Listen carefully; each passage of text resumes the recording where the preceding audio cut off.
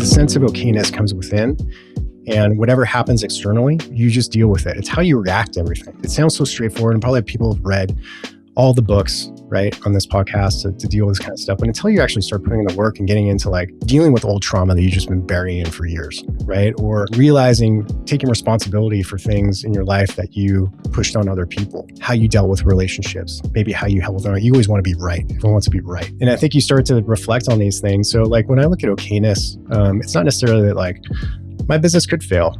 I don't know. I doubt it, but I know that I'm much more well-positioned now to be okay with things internally. And a lot of people can't sit with themselves, dude. It's really hard.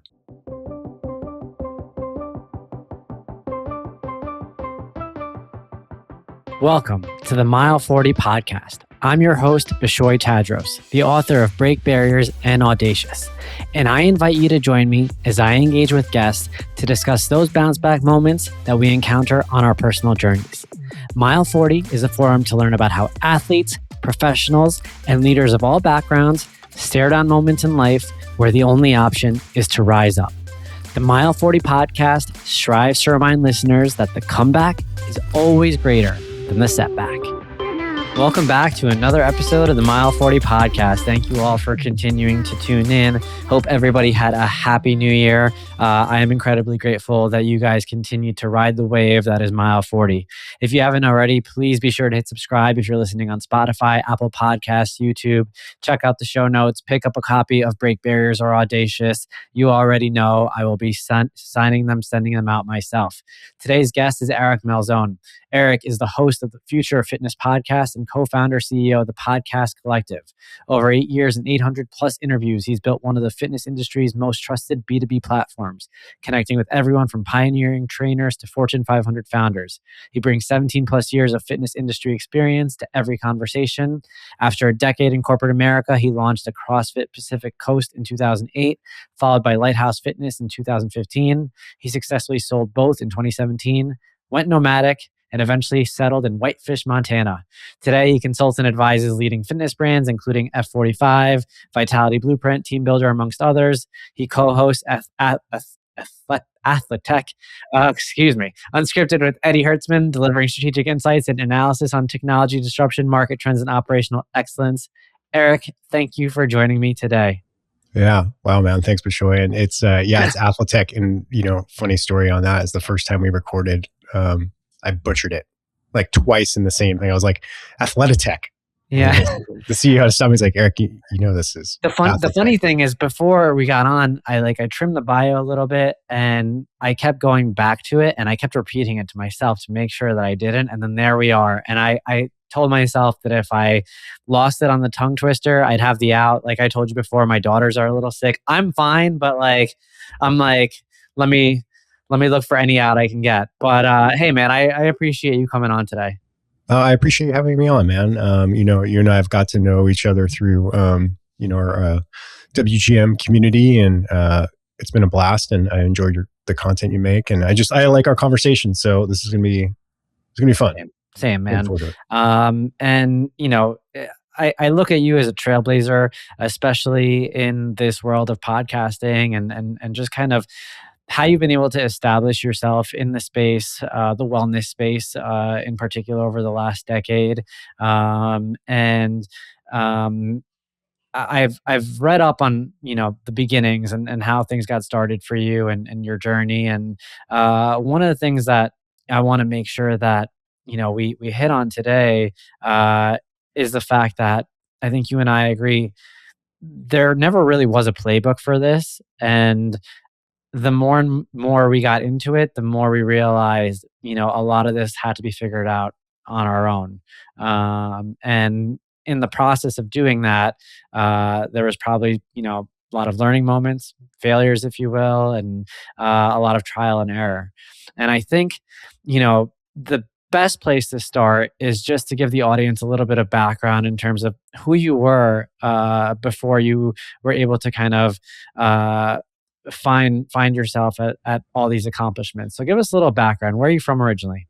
Yeah, I grew up in Northern California. So I grew up in what is now known as the Silicon Valley, pretty pronounced space, but it wasn't that. when I was born. So to age myself a little bit, in the late 70s, still orchards. And it was really a great place to grow up. I'm sure it still is, but it's very different. So yeah, and then I got into like a lot of people in the fitness and wellness industry. I got into sports really early, so I started competing in swimming around age 5, mainly because I had asthma. So it was one of the few sports that was actually I could do. It wasn't let out anyway. So I got into it. I did that for a while, and then I was actually starting to burn out right around the age of like 12.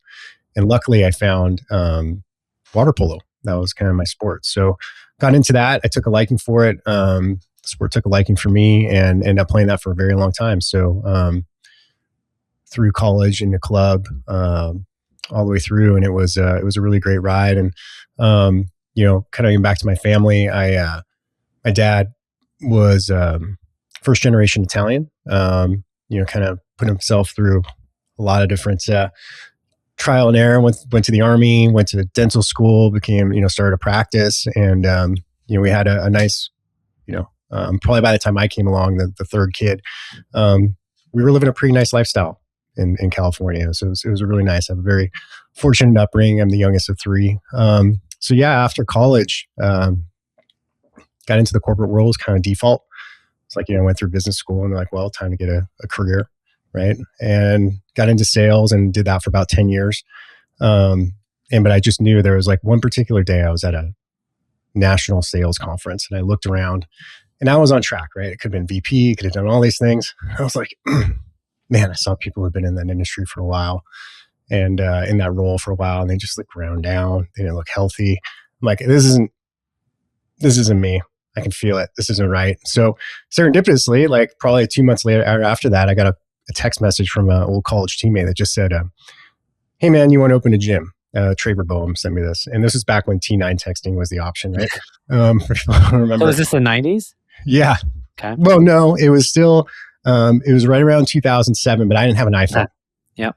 Right. So it was around 2008 that time. So it was like, had a beer at happy hour and I texted him like, yeah, let's do it. And that was it. Like that was the decision. So 6 months later, we both moved down to Santa Barbara. I never been there, didn't know anybody, but we just knew there wasn't a good CrossFit gym there yet. So we went in and little 800 square foot spot and got to work, tore it apart, didn't have a budget, did it all by hand and we made it somehow, so yeah, that was kind of the start of it. I don't know. We can pick apart any part of that because there's a lot more to it. There was a lot of decades. In yeah. That history. So were you in the Northern California region, throughout that entire like childhood, high school, college? Except for college. I went to college in Boston College. So okay, so you went to out East east Coast and for I came back. college. Got it. And, I am particularly interested. What was Silicon Valley before it was Silicon Valley? It was, so I lived in a town called Saratoga, which is outside of San Jose. Like I said, it was a lot of orchards.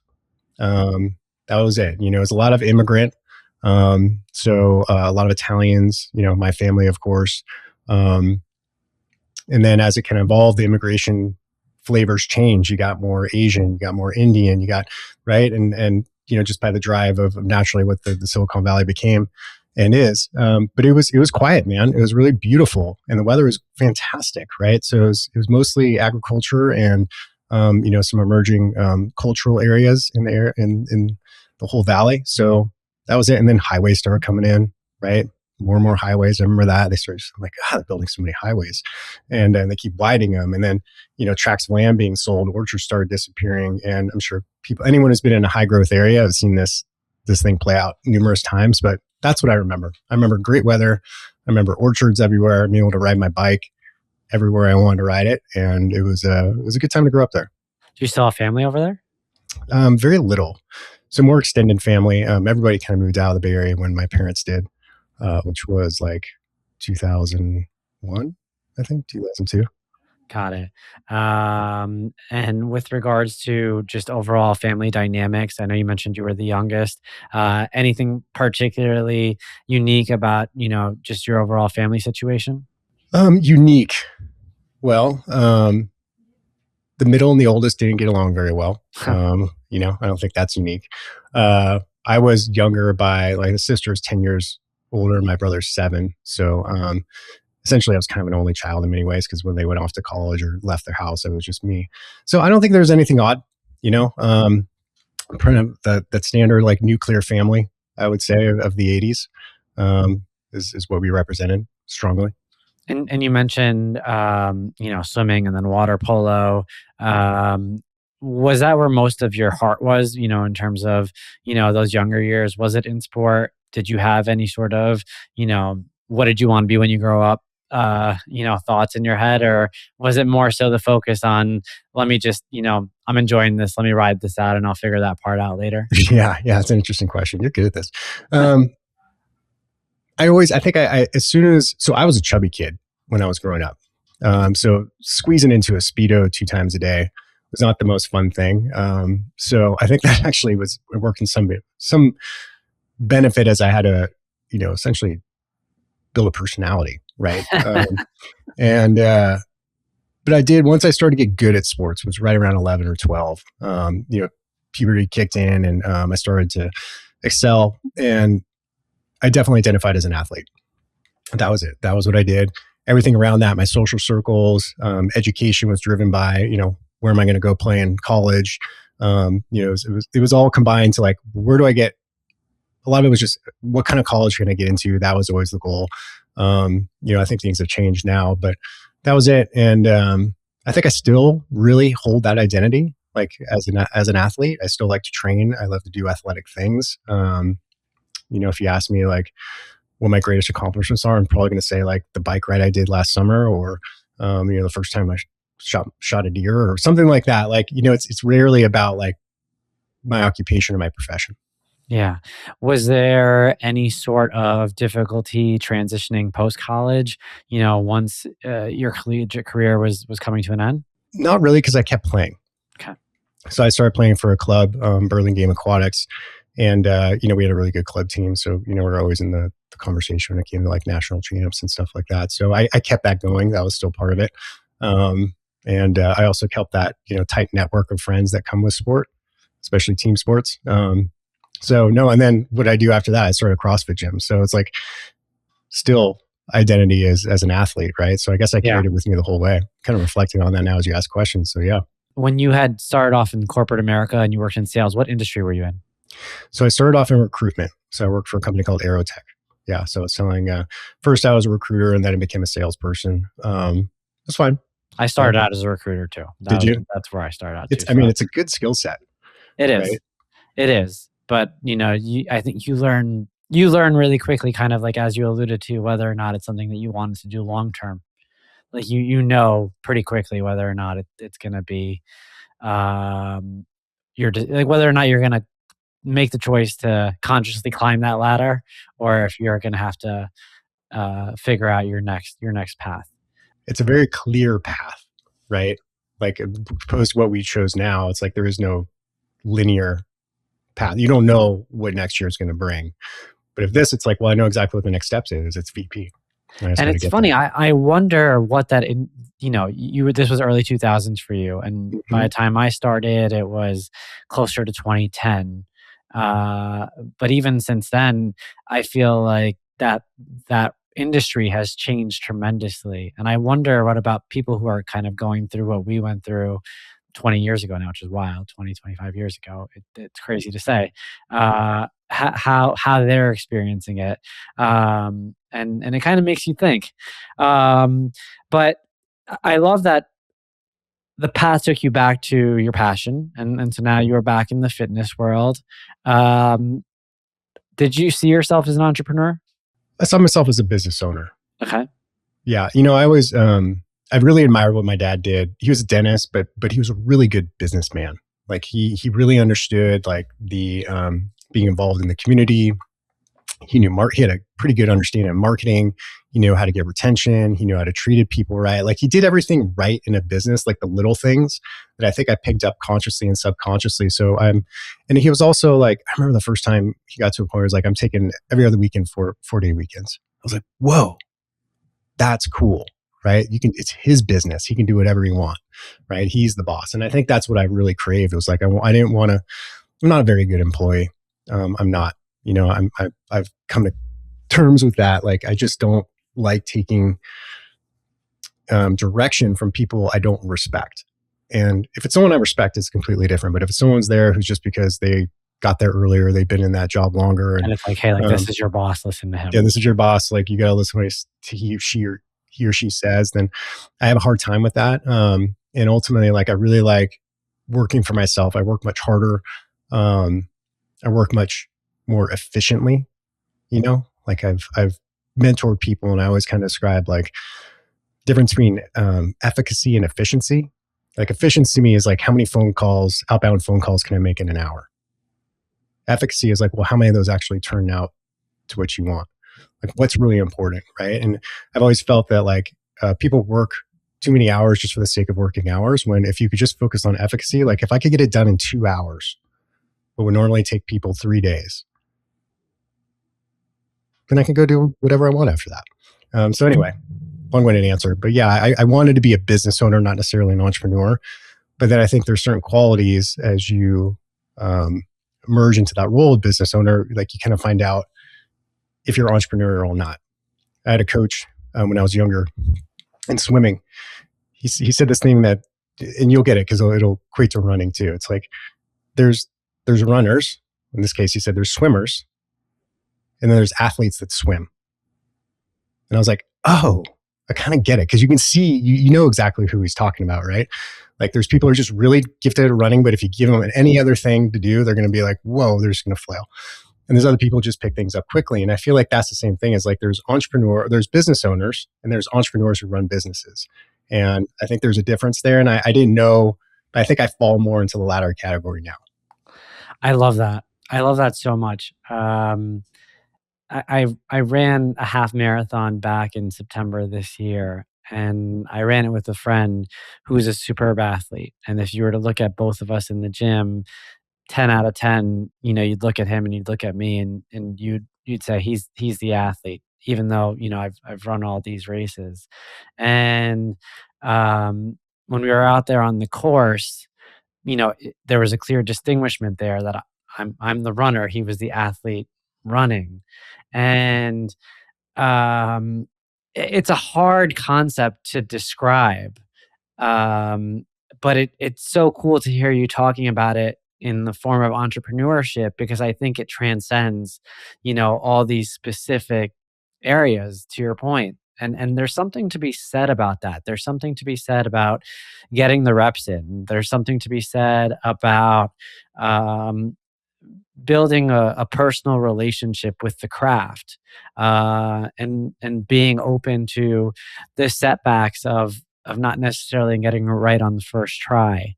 And as I was hearing you talk about this at the onset, I hear the confidence in your voice, but you've been doing this for a long time now, and you've done it in multiple iterations and in different facets. And all I kept thinking about as you were speaking was, I wonder if he was this confident when he started out. And I wonder if maybe some of this confidence was blind at that point and he had to kind of figure it out. So now the thing is, I know there's humility behind the words that you speak, because you've probably been humbled along the way. But was it always like that? Were you as confident back then, as you're kind of, now describing it today? Maybe outwardly confident, but inside scared as shit. Right. And I think that's, and if I come across as confident now, it's because I have fallen on my face. Yeah. So many times. And, even when I have the opportunity to coach people, I tell them like, listen, you're not paying me for being a winner here. Like, that's not it. You're paying me for all the failures that I've ever had. And maybe if I could help you avoid one or two of those, I know I've done you a great service. And I think that's anytime, dude, anyone. And if you get into entrepreneurship, it's hard. It's hard. Being business for yourself is hard. I mean, we know all the stats, right? It's like the amount of failure across the board is like at some point, you're just going to fail. If you stick around long enough, you're going to fail multiple times. And it's just how you deal with it. And, if you look at it as like, okay, this is a critical failure. Now I got to crawl back to the safety of whatever I had before, right? Corporate America, whatever it is. And that's not downplaying anyone who's in corporate America at all, right? That's just, I think you have to have, in some point, if you're going to be in entrepreneurship or business for yourself, you have to have some sort of burn the boat mentality. Not fully, maybe not die hard, but you have to have some of it, because if you get into a little bit of difficulty. And now you're like, okay, I want to go back to what I had before. And that goes with anything. It goes with relationships, right? If you had a relationship where you're like, you were in it, you're like, I got to get out of this. And then you get out of it. And then You realize. maybe it was easier back there, and you go on a couple dates and you're like, how this is too hard. I want to go back, right? Like that happens. So yeah, man, I think I've learned a lot along the way. I think I had to have outward confidence when I was starting the business, but I also had, I got this framework of what I call like making big, scary decisions. And when I decided like, okay, I'm going to move down to Santa Barbara and start a gym, I asked myself, the first question always, well, what's the worst thing that could possibly happen? Like, well, we rent this space, we fail, maybe I sleep at the gym for a period of months because I can't afford my own rent. And then I go get a job. That's it. I'm like, okay, well, it's not that bad. I didn't have wife or kids or anything. I didn't have any of those responsibilities. So I'm like, okay, that's step one. I'm like, step two, well, what's this, what's the, if I don't do this now, will I regret not doing it 10 years from now? I'm like, well, that was a yes. I'm like, I know if I don't try right now, this is the age to do it. I got to go. And then the last question is like, if you get yes on those first two or positive answers. And so what's the tiniest first step? The tiniest first step was like, coming up with a name for the business. That was it. So I think when you kind of start looking at that stuff, maybe it doesn't give you confidence, but it removes a little bit of fear, which are kind of similar things. Yeah. And I love that first question because that question, has come up before from different founders who've been on the show who always remind us that the worst case is never as bad as you think it is. And I've heard stories here about, founders who, have now lost their businesses or nearly lost their businesses or who have really found their backs up against a wall for different reasons. And, there's something to be said about what things look like on the other side. And it really is never as bad as we initially perceive it to be. As I was hearing you speak, I wanted to ask you, if you think back to those earlier years, what were some of your biggest learnings? And, I don't want to call them failures, but what where did you mess up early on? If I could go back, I would have paid a lot more attention to the lease I was signing. That goes for brick and mortar businesses. Like that can really set you up to fail, if you have the wrong one. And I think also, and this is generally over most of the businesses I've ever been a part of, is like 80% of your revenue comes from 20% of your clientele. And I was always kind of ignoring the core, like it was a CrossFit gym.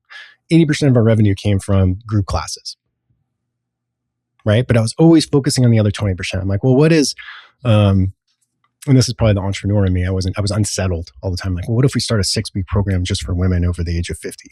What if we start athlete camps in the summer, right? But meanwhile, what I should have been doing, the more prudent thing would have been like, how do I make this 80% better? How do I get more retention? How do I improve that offering, right? But I was always looking at something else. And, I definitely would have gone back and changed that. So those are two things. I mean, there's a million things I could probably point at, but those are two that I think were kind of overlying really big learnings, because the lease one almost got me. Like that almost BK'd the business towards the end and almost jeopardized the sale, to be honest with you, because the landlord was such a dick. Huh. Like just hadn't worked his entire life, inherited all this stuff. It was just fun for him. He just liked messing with people. And, but luckily we caught him. We caught him on a loophole. He wasn't paying attention and we got out of it. And it was all okay. But those are sleepless nights. Love to see the good guys come out on top there. Yeah, it doesn't happen that much. So it's always happy when the good guys win. No, I think that it's always important to like call out those moments, because you hear about these things over and over again. And, the 80-20, the Pareto principle, that literally just came up on one of the most recent episodes too, with someone else. And you forget about it. And it's one of those things where like, you could hear it over and over and over again, but until you live it and until you experience it and until you have to strategize ways to get over the hump, in particular when you think about navigating the complexity of different real estate contracts. These things aren't necessarily at the forefront when you start off, for sure. Um, so in 2017 is when you exited. Was that talk to me about the timeliness of that, because you exited both gyms in 2017? Yeah. So I guess what I don't talk about often, which is probably relevant to this podcast, is why. So 2016 was a very difficult year for my wife and I. It started off with her father dying suddenly of a heart attack. He was 62. That was brutal because her family's in Brazil. A friend of mine committed suicide that year. My wife and I got pregnant, had complications, and lost it. That was devastating. And then right at the end of the year, our dog died. And it was just like, come on, right? I was like, come on, life, like what? And I was not, and maybe, I look back, was this the right reaction? I don't know. It was the reaction I made at the time with where I was at. But I literally wanted to burn it all down. I'm like, I just like angry at the world, want to burn it all down. And wasn't the same person. I couldn't handle the stresses the same way. My wife, I can't speak for her, but was dealing with it in her own way, which was, challenging. I came home one night and I was like, we always talk about living in this mountain town someday. I'm like, why don't we just do it now? What if I sold the gym? We did it now. She's like, are you effing with me? I was like, no, I'm not. I'm about as serious as I can get right now. She's like, well, why don't we go live in a bunch of them? Right? Like, let's see what happens. So I was like, all right, done. That was it. So I same thing, went through my big scary decision framework and, what's the worst thing can happen? What's the next step? And I came up with a list of people I think may want to buy it, and started approaching a couple of people and got it right. I mean, I got super lucky with that. So it was really just a matter of like, I needed a change. I couldn't do this anymore. And I needed a break. And the thing about like, when you're a business owner is you can't take a sabbatical, right? You can't. No one cares. Like if your business isn't generating revenue, it's on you, and you're the one responsible for that. So I think I just needed a break, and that's kind of why. And I'm glad we did. I'm super happy with where life is now, but it was a dark time, and it was time for change. No, thank you for opening up about that. And yeah, I mean, I didn't know that, obviously, and so I have to ask.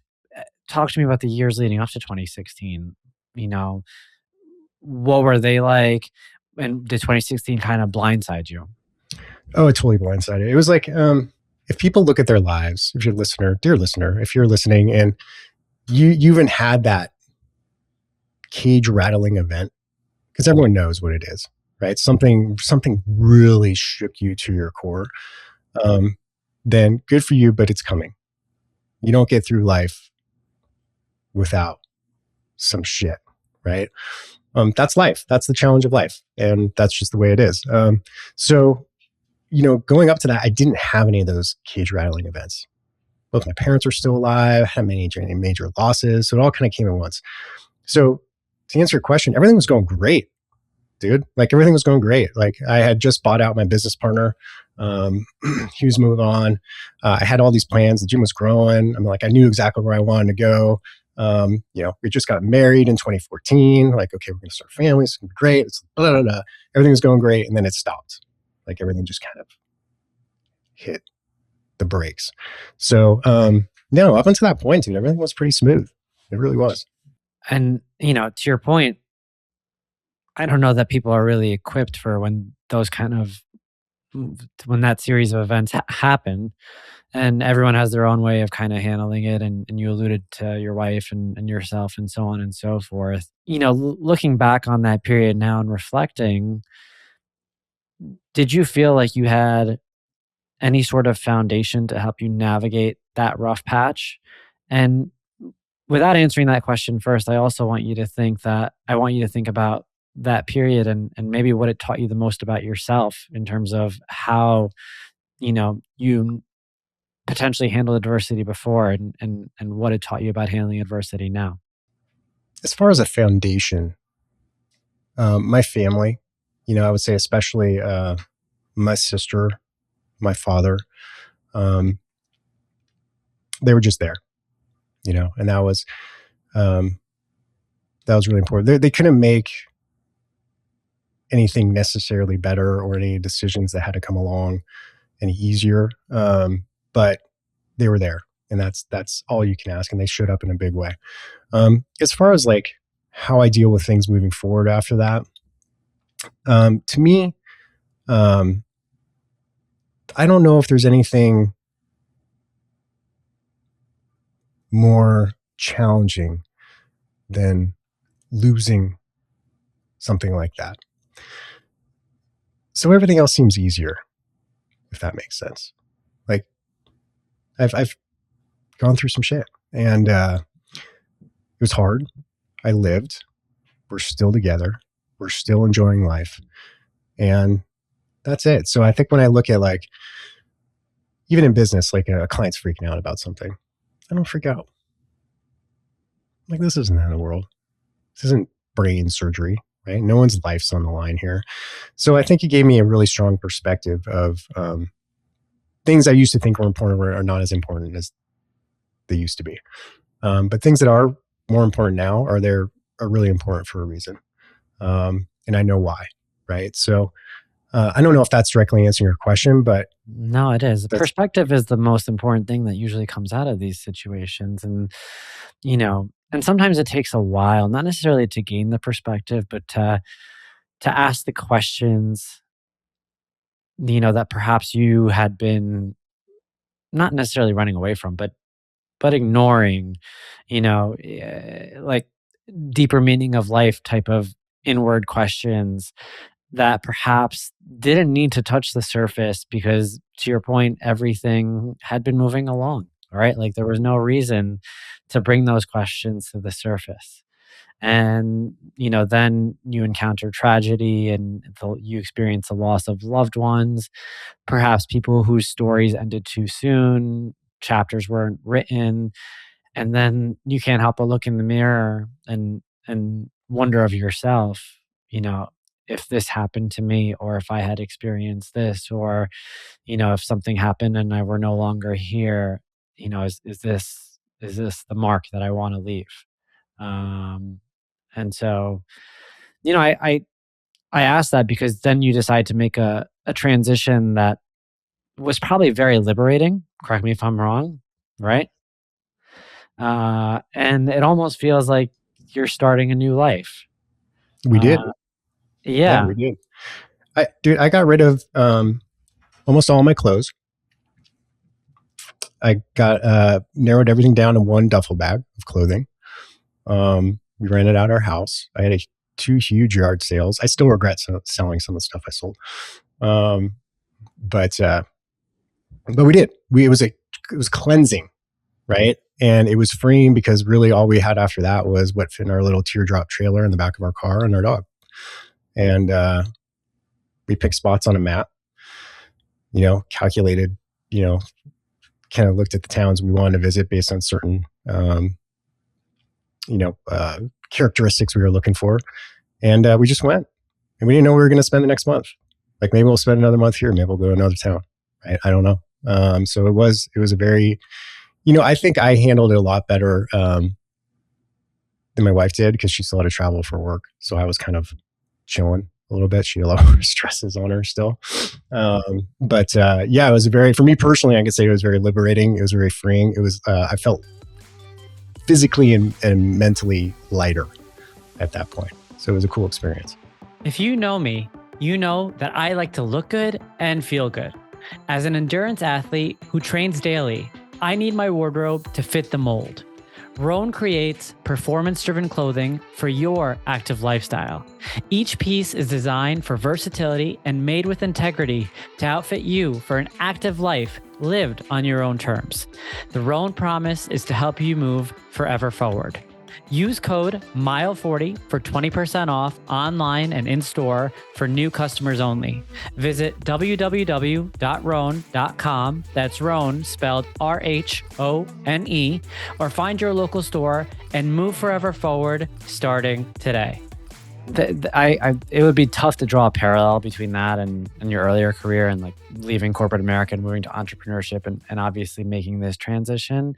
But one of the things that, kind of stands out in this conversation is I'm not going to say there was no fear. Obviously, there had to have been a little bit of fear, but there's um, there's a comfort in knowing that everything is going to be okay, regardless of the unknown. And that seems to be consistent, with you. And I'm sure I can't speak for your wife, but I'm sure that had to be a little comforting for your wife to see, um, that you had that faith that ultimately everything was going to be okay. Okayness, right? For lack of a better term, like that sense of being okay it's not something that comes externally. And I learned that from, my coach and mentor, Andy Petronic. He's been coming in and out of my life numerous times, and I work with him now, and have for the last year and a half, and the next year moving forward. But, he's taught me a lot more about, at this age, I'm 49, you start to see patterns in guys at this age, right? Like divorce is a big one. Depression, alcoholism, right? Or they can go the other direction, right? And thrive. But this is a critical time in life. I mean, it's the classic midlife crisis, right? And I think a lot of that, as a guy who's experienced some of the emotions, is like you haven't learned yet that the sense of okayness comes within, and whatever happens externally, you just deal with it. It's how you react to everything. And that's like, it sounds so straightforward, and probably people have read all the books, right, on this podcast to deal with this kind of stuff. But until you actually start putting in the work and getting into like dealing with old trauma that you've just been burying for years, right? Or taking responsibility for things in your life that you pushed on other people, how you dealt with relationships, maybe how you held on. You always want to be right. Everyone wants to be right. And I think you start to reflect on these things. So like when I look at okayness, it's not necessarily that like my business could fail. I don't know. I doubt it, but I know that I'm much more well-positioned now to be okay with things internally. And a lot of people can't sit with themselves, dude. It's really hard. It's really hard. Yeah. No, I think that's a particularly good call out. I think that it's incredibly underrated how helpful it is to build up that skill of being able to sit in silence by yourself and to be able to, handle the introspection, to look at yourself in the mirror honestly, to remove all the bullshit and to just call it like it is.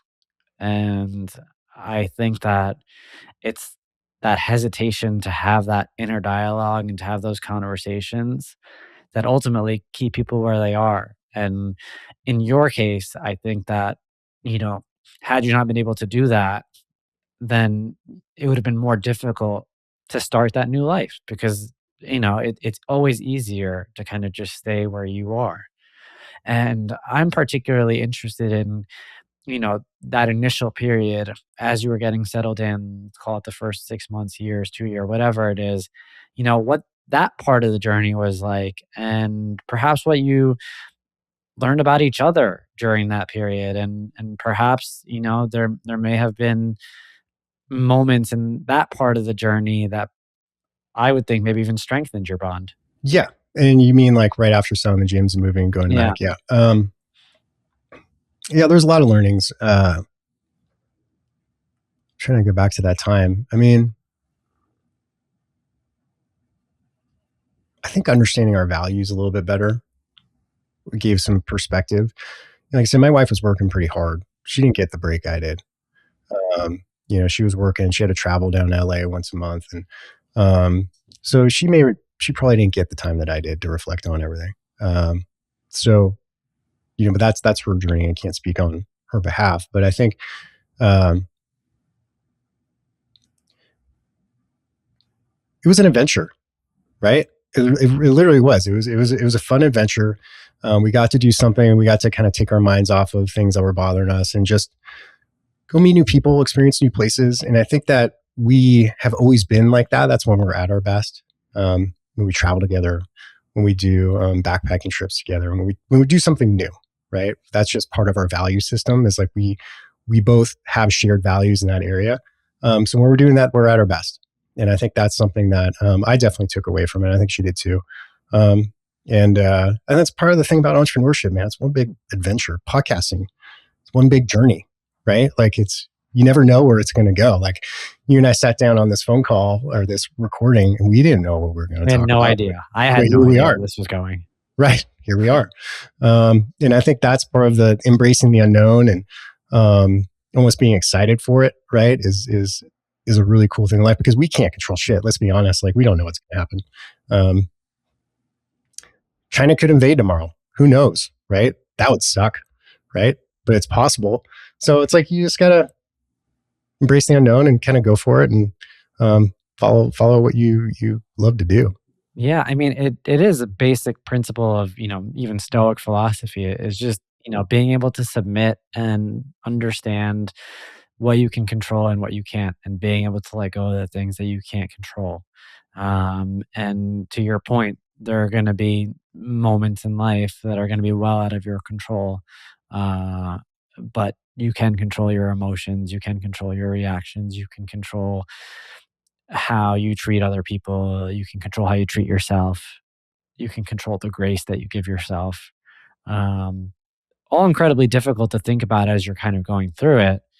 But, if you practice this kind of philosophy on a daily basis, it makes it a little bit easier in darker moments. And so, and to your point, had no idea we were going here today, and I'm grateful that we are here. So I want to, just make sure that we build up to where you are today. So after you got settled in, talk to me a little bit about where the journey kind of went from there, and how you got back to working one way or another, after you sold the gyms. Yeah. So, this is my 9th year doing the podcast, and really I started it because I needed something I could do while we were moving around. And I know I needed to create content. I know I wanted to build my professional network. I didn't know where it would head now, where it is now. I didn't think it would get to what it is now, but it was just a fun little project. And from that, I got to meet a lot of people, and different business opportunities popped up, and I kind of manufactured an income for really just like 4 years, a mixture of like business coaching, mentoring, a couple of consulting contracts here and there. And then, probably like 3 years ago, when I met my business partner working at a startup, we both decided to leave right around the same time.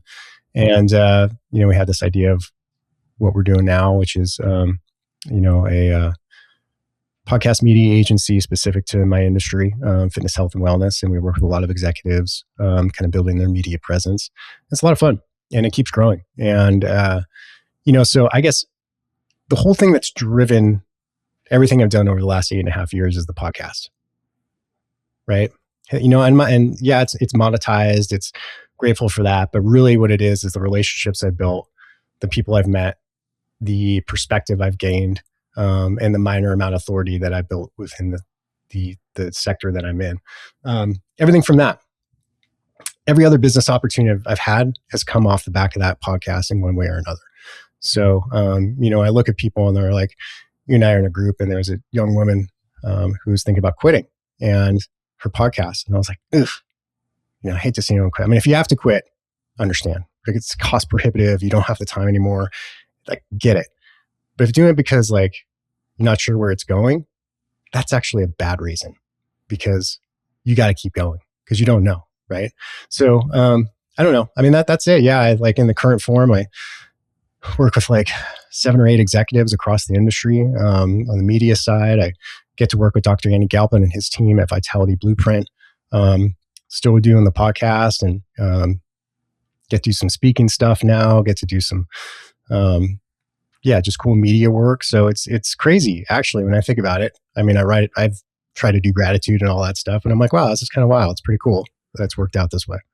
Yeah, man. I mean, that's something that I picked up on you, just in following you through the community and kind of learning about you is the way you've been able to expand yourself on the back of the podcast. And, given Mile 40 is about 4 years old now, so about half the age of your show. And, I being in that room with you, you could tell, based on the people who've been doing it longer, have seen more obviously. And so that's why I look to you, because I'm consistently wondering, what has he seen? Because I know there had to be something that happened between 2017 or 2018 and when I started in 2022. And I'm like trying to figure out, because this, as fun as this is, it does age you a little bit because it's just such a rapidly evolving space. And another thing that I felt like you and I aligned on with regards to continuing to show up in this space is you want to do it in the right way, right? You want it to continue. Number one, first and foremost, you want it to continue to be authentic. Like if I didn't feel like Mile 40 was authentic for me, if my heart wasn't in it, if I didn't feel like, if it felt like it was scripted, or if I was, really pushing for content, I couldn't do it anymore. But then, there's other elements to just the podcasting world in general that, could drive you nuts. And so I'm interested with regards to your journey over the last 8 or 9 years. Were there ever any periods where even you considered walking away? No, not even once. I can't think of a single one. There was one time where someone was about to make me an offer to buy it. And I put this ridiculous number. And I'm like, this is what it's worth to me. And if you want to pay that, then let's talk. But that was it. I really enjoy it, man. It's my favorite thing to do. And I always think about Jerry Seinfeld's quote about writing jokes every day. He's like, you just can't break the chain. Once you break the chain, it gets harder to get back on. And I think that's something that's like, I haven't stopped. I think if I had stopped, I'll take these 2 weeks off. We're recording around the holidays. I'll take these 2 weeks off. I won't publish anything. I won't record anything. Actually, I'm lying. I will record one next week. But even then, it's like, it's hard to get back on. Right. So to me, it's like, as long as I don't stop, I keep momentum and I really enjoy it. And I still, I know that I'm advocating for my audience when I curate the guests I have, and I'm trying to guide my audience to like, hey, these are the opportunities coming down the pipe. So it's like, it never ends. And this industry is so evolving so fast. There's like never a shortage of conversation between longevity. And I was talking to somebody this morning about peptides and, the emergence of all these HVLP gyms and how they're booming and more private equity. All this stuff to me is super interesting. So, yeah, I honestly, no. I will say you're the first. You're the first that I've ever spoken to in this space, and I don't think that's a bad thing. I just, and it speaks volumes, and I think it kind of goes back to the philosophy we spoke about earlier around. I think you're in a positive way approaching everything that you do in life with sincerity and honesty and an openness and a passion that allows you to commit without fear, right? And I think that that's what a lot of people, that especially in the podcasting space, I think that's what makes a lot of people hesitant. It's the fear of, will I be able to continue to find guests? Will I be able to continue to resonate with my audience? Will I be able to monetize this show? Will I be able to, meet the expectations of different agencies and companies in terms of reach, so on and so forth? And I think that because a lot of times that's where the focus is, it removes what the initial reason for what the show was. And hearing you talk about, talking with a guest about peptides earlier today, I've spoken with guests about peptides too. but the way that you said it suggests how happy it still makes you. And that's awesome to hear. There's all these things you mentioned too, like people get into it. Like I was talking to the guys from Mind Pump. I don't know if I talked to you about this, but he had a great quote on my podcast because they've been doing it longer than I have. And built a massive consumer audience. Like this is a 8-figure business they built right on the back of their podcast. And we were joking about, I was asking like, what were 2 things that you wish you had started sooner or you kind of fumbled along the way? And it's funny, we both had the same thing. It was like, build my email newsletter sooner and focus more time on YouTube earlier. Right. But then we joked about like, he's like, most people get into podcasting and think they're going to sell a bunch of sponsorship ads and maybe create some cool t-shirts. I'm like, that's a horrible idea. That's a horrible idea.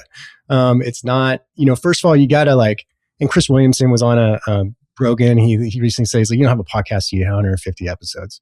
And I was like, okay, this is the mentality I'm talking about. Like, I generally love the art of the interview. It's my favorite thing.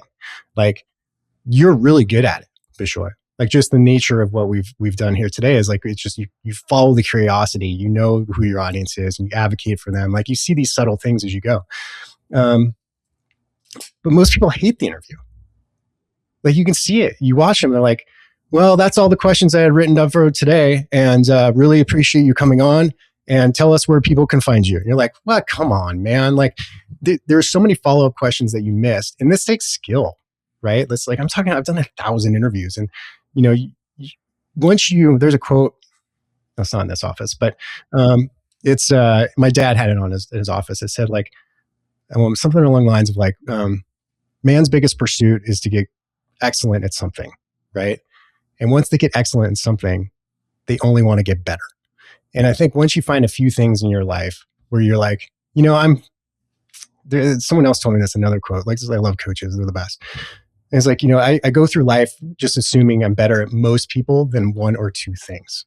And I just assume everyone's better at everything else, right? So probably a better husband, they're probably a better soccer player, they're probably a better runner, right? You just assume that. But like for me, I have like 1 or 2 things. One of them I know is like, I'm a really good interviewer.